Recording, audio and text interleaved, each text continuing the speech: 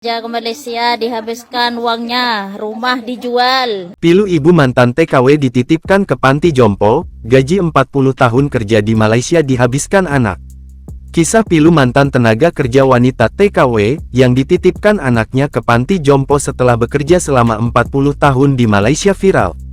Kisah TKW asal Jawa Timur ini viral saat diunggah akun TikTok @baria6946 pada Senin tanggal 11 Desember tahun 2023.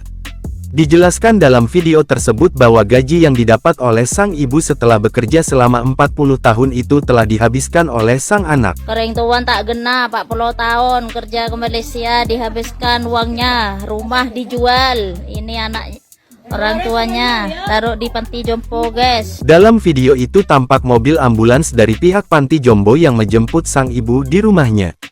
Ibu renta itu tampak mengenakan daster motif dan jilbab kuning. Wanita itu berjalan terlatih karena diduga sedang sakit. Ia pun berpamitan dengan saudara dan juga tetangga. Wanita tersebut lalu dibawa masuk ke dalam mobil ambulans.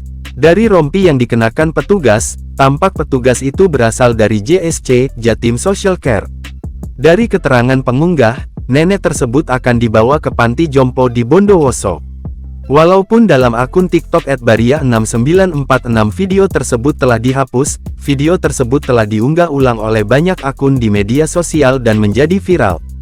Netizen yang iba dengan kondisi ibu itu pun ramai memberikan komentar terkait peristiwa tersebut. Hingga saat ini, pihak Tribun Sumsel mencari kebenaran di balik viralnya video tersebut.